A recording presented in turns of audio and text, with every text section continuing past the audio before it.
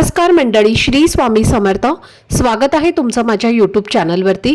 आजचा दिवस तुम्हा सर्वांना खूप छान सुखाचा समाधानाचा जाऊ देत हीच मी स्वामींच्या चरणी प्रार्थना करते आणि आजच्या या नवीन व्हिडिओला सुरुवात करते. पण त्या अगोदर तुम्ही माझ्या चॅनलवरती जर नवीन असाल तर चॅनलला पण लगेच सबस्क्राईब करा आणि कमेंटमध्ये श्री स्वामी समर्थ लिहायला अजिबात विसरू. उद्या 5 मे 2026 वार आहे मंगळवार आणि या दिवशी अंगारकी संकष्टी चतुर्थी आली आहे. आणि तुम्हाला माहितीच आहे की प्रत्येक महिन्यात 2 चतुर्थी तिथी येतात आणि या दोन्ही तिथी भगवान श्री गणेशाला समर्पित असतात. शुक्ल पक्षात येणारी चतुर्थी विनायक चतुर्थी म्हणून ओळखली जाते, तर कृष्ण पक्षात येणारी संकष्टी चतुर्थी हिला अंगारकी संकष्टी चतुर्थी असं म्हटलं जातं.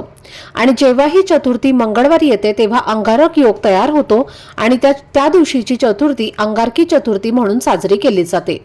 अंगारकी चतुर्थीचा धार्मिक दृष्ट्या खूप मोठं महत्त्व आहे, कारण हा योग वर्षातनं फार कमी वेळेला येतो आणि असं मानलं जातं की या दिवशी भक्तिभावाने केलेले व्रत, पूजा आणि उपाय यामुळे गणपती बाप्पा प्रसन्न होतात आणि आपल्या मनातील इच्छा पूर्ण करतात. तसेच या दिवशी व्रत केल्याने वर्षभरातील सर्व संकष्टीचं पुण्यफळ मिळतं. म्हणून लहानांपासून ते मोठ्यांपर्यंत सर्वजण या दिवशी श्रद्धेने व्रत आणि पूजा करतात. गणपती बाप्पांना विघ्नहर्ता म्हटलं जातं, कारण ते आपल्या भक्तांच्या आयुष्यातील अडचणी आणि संकट दूर करतात. आणि विशेष म्हणजे संकष्टी चतुर्थीच्या दिवशी केलेली पूजा लवकर फलदायी ठरते. म्हणून या दिवशी पूजेसोबतच काही सोपे पण प्रभावी उपाय केल्यास त्याचा चांगला परिणाम दिसून येतो. या दिवशी स्नानालाही विशेष महत्त्व दिलं जातं आणि असं मानलं जातं की अंघोळीच्या पाण्यात काही शुभ वस्तू मिसळून स्नान केल्याने गणपती बाप्पांची कृपा मिळते आणि जीवनातील नकारात्मकता, अडचणी आणि दुःख कमी होतं.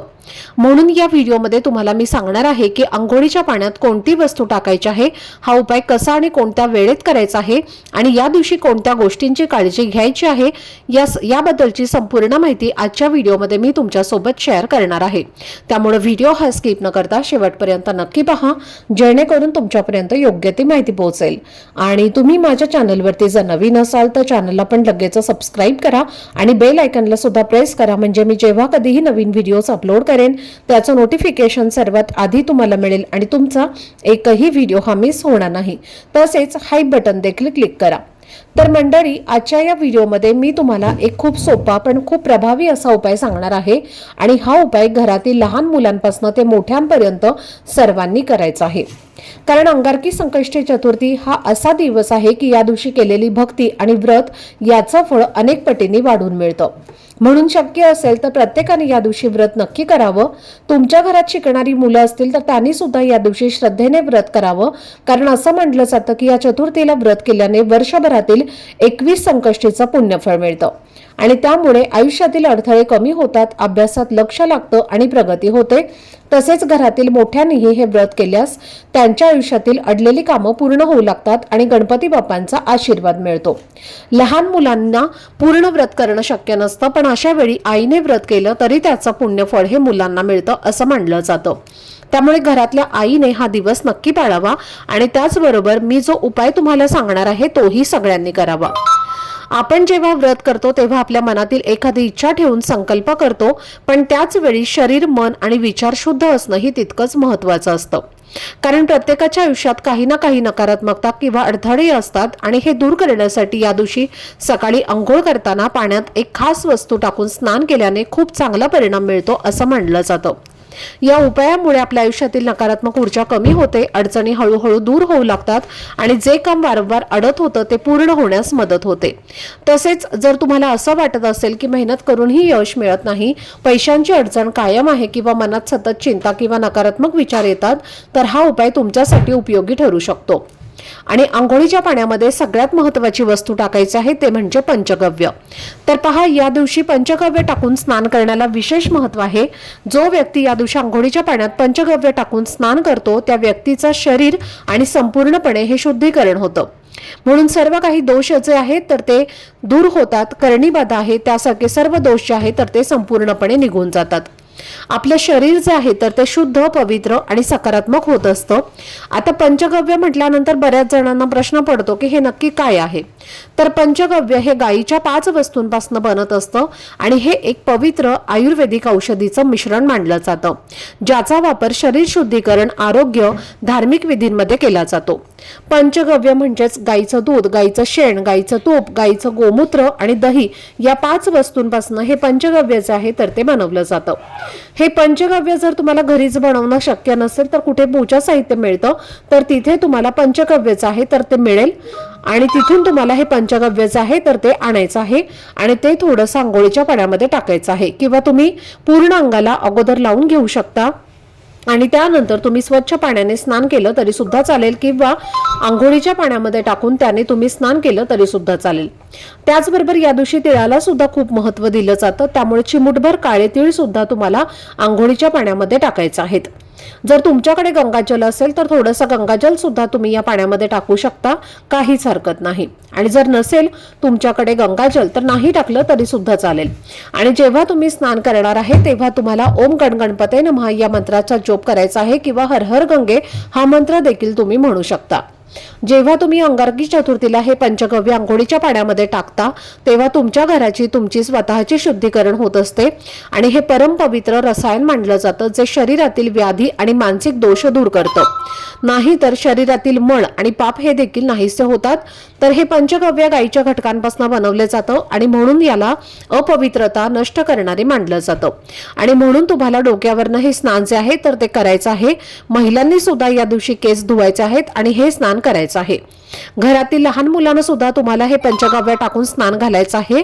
जेव्हा हे स्नान तुम्ही करता तेव्हा स्वतः तुम्हाला तुमच्या आयुष्यामध्ये तुम्ही चमत्कार बघू शकता. तुमच्यामध्ये खूप चांगला बदल जो आहे तर तो तुम्हाला दिसून येईल. तुमची चिडचिड जी आहे तर ती सुद्धा कमी होईल. त्याचबरोबर तुमचं प्रत्येक कामामध्ये यश मिळेल आणि तुमची प्रत्येक इच्छा मनोकामना ही देखील पूर्ण होईल. शत्रूचा त्रास आहे तर तो संपूर्णपणे नष्ट होईल. शत्रू तुमच्या समोर नतमस्तक होईल. आता स्वच्छ स्नान करून झाल्यानंतर आपल्याला स्वच्छ कपडे परिधान करायचे आहेत आणि या दिवशी काळ्या रंगाचे कपडे चुकूनही परिधान करू नका. स्वच्छ कपडे परिधान केल्यानंतर विधिवत गणपती बाप्पांची पूजा करून घ्यायची आहे. गणपती बाप्पांची मूर्ती असेल तर मूर्तीवर अभिषेक घालायचा आहे. फोटो असेल तर फोटो स्वच्छ पुसून घ्यायचा आहे आणि त्यानंतर गणपती बाप्पांच्या समोर एक छान तुपाचा दिवा लावायचा आहे. तेलाचा एक दिवा लावायचा आहे. धूपदीप अगरबत्ती लावून वातावरण हे प्रसन्न करायचं आहे. गणपती बाप्पांना 21 दुर्वा त्याचबरोबर गुळ खोबऱ्याचा नैवेद्य, मोदकाचा नैवेद्य तुम्हाला अर्पण करायचा आहे, कारण या सर्व गोष्टी गणपती बाप्पांना अत्यंत प्रिय आहेत. त्यानंतर तिथेच बसून तुम्हाला व्रताचा संकल्प करायचा आहे. गणपती बाप्पांची आरती करायची आहे. गणपती अथर्व शीर्षाचं पठण करायचं आहे आणि दोन्ही हात जोडून तुमच्या जीवनातील सर्व संकट, अडचणी, अडथळे दूर होण्यासाठी, इच्छा मनोकामना पूर्ण होण्यासाठी मनोभावे प्रार्थना करायची आहे. तर पहा, अंगारकी चतुर्थीचं महत्त्व गणेश पुराण आणि स्मृती कस्तूप यासारख्या वैदिक ग्रंथामध्ये सांगितलं गेलं आहे. अंगारकी चतुर्थी हा मोक्षदायक दिवस मानला जातो. या दिवशी भगवान श्री गणेशाची उपासना केल्याने भक्तांच्या सर्व इच्छा मनोकामना पूर्ण होतात.